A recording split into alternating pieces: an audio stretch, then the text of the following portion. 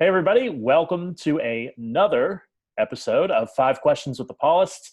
Today, one of my favorite all-time Paulists, Mike Kallock, Father Mike Kallock, down in Washington, D.C. Father Mike, welcome to the program. You just moved to D.C., so congratulations on the move. I just moved August the 12th, so just about a month ago, little over a month ago. Nice.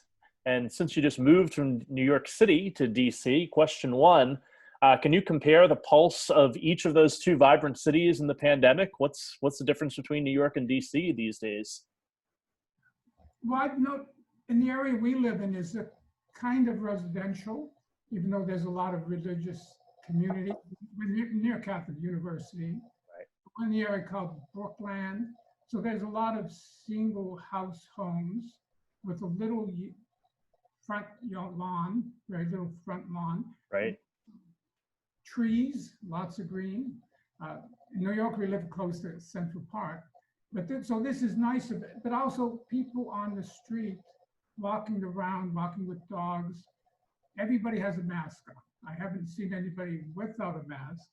And if they don't wearing the mask, if they're walking alone, it's clearly on their hand, or they have the mask. So I noticed that everywhere around here, masks are very much in prominence. The other thing I like about the area is, I like New York City, but people, and maybe because there's not a lot of people say hello. It's very mixed, very diverse. Even people on their porch acknowledge somebody walking by. Yeah, right. You're the old. So I do notice maybe a little more than New York, following the safety, the protocol. Now, a couple of us went down to the city for lunch yesterday, and a lot of outdoor dining. Apparently, there's a little bit of indoor dining. There's people out there that are dining, they're mixing. But like I say, everyone on the street you see is wearing a mask. That's a good thing, yeah. And so question two, speaking of cities, you're from the wonderful city of Pittsburgh. And so the most important question I have to ask you all day is Steelers this year, playoffs or rebuild or somewhere in the middle? Well, possible playoffs. A couple of things, a lot of the pundits are saying they finished last year 8-8, but they didn't have Big Ben Roethlisberger for most of the year. So the fact that they had an 8-8 record, almost a winning record without him, they're very optimistic this year with him back, because also they developed a very good defense. A lot of people put their defense in the top 5. With Big back, they should have a very good year. It's probably bad news from where I'm going. I'm going to Cleveland soon to go move to Cleveland, and I know that's their big rival, or the Cleveland Browns. So Pittsburgh plays tonight against the Giants, the first Monday night game. Oh, that's right, yeah. So I'll have to check that out. So question number 3, you're the new novice director in the DC seminary community there. And so what's your approach to formation with first-year guys? Are you more velvet glove or iron fist?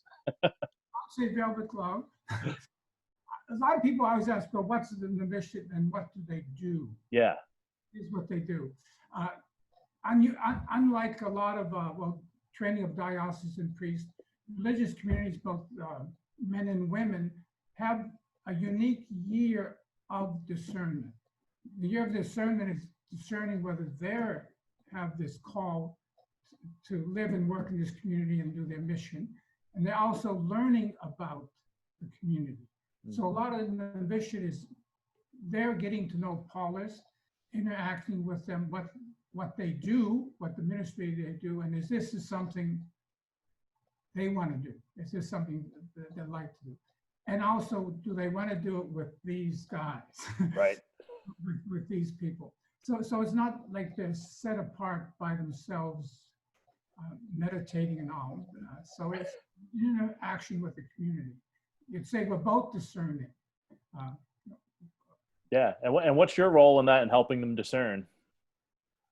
Well, some of the readings we do, but also like today I arranged a meeting with Tom Ryan, in the ecumenical office. He did a very good presentation on the work he does. And also ecumenism and Christian unity is a huge part of the Paulist mission.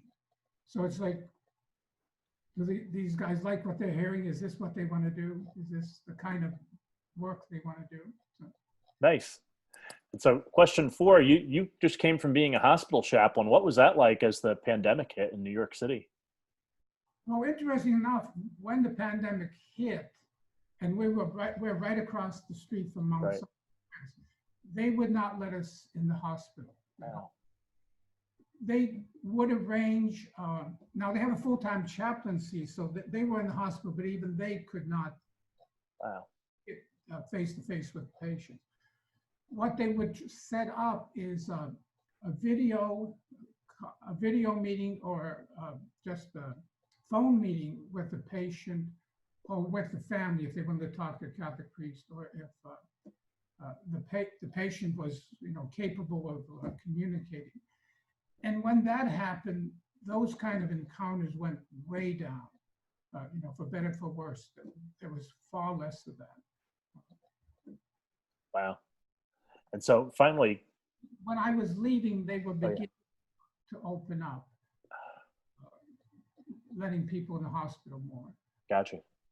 What was your favorite thing as a hospital chaplain in general, though, when you were there? As sad as it may sound to people, the anointing often at a time when they were terminal, when it was a real emergency. And often the patient wasn't communicative, but dealing with the family. And also seeing how much the families really appreciated your being there at that moment. And sometimes particularly, but I'd say maybe more the Hispanic families, you might have 30 people in the hospital, in the emergency room, or even, they were very good about letting family numbers of people in there at those critical kinds of times. Yeah. That's been very consistent with what I know from hospital ministry. Even my own sister, when my sister was anointed before she got a pacemaker operation, I just remember what a comfort that was to me. She doesn't remember it, but I certainly do. The doctors are very good. Now, at times, they're working on a patient, but they'll let you get in and get close. Obviously not with the COVID, but almost in any other kind of situation. Right. And finally, question 5: what was your favorite book during quarantine? I know you're a big reader. Well, interestingly enough, right before the quarantine, I got Hilary Mandel's last of this 3-volume work on Thomas Cromwell. She's a historical fiction, so it's historical fiction. And the last one's called The Light in the Mirror. It's about 700 pages. So she wrote 3 volumes, each one of about 700 pages each. It's very slow and it's very subtle, and it was perfect timing, sheltering in place. And it took me a good month to read it, because you really enjoy it when you kind of savor it and read it slowly. You may have heard the first book was called Wolf Hall, which was written about 10 years ago. It was on Broadway for a while. They made a nice adaptation of it on Masterpiece Theater, PBS. I think it had three segments.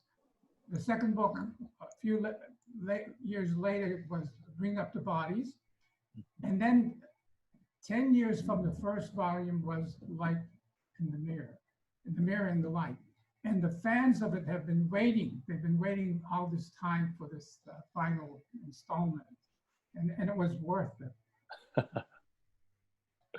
Great. So, well, I'm glad that you are enjoying your new adopted city of Washington, D.C. And I hope that the novices know how lucky they are to have you walking with them by their side during this time, not only in our nation's history, but in the Paulist history. So thanks for all you do. And thanks for joining us here this time here on 5 Questions. Thank you, Mike. You're welcome. So I'm Mike Hayes. He's Father Mike Kallock. He's the novice director of the Paulist DC community. And we will see you all again soon.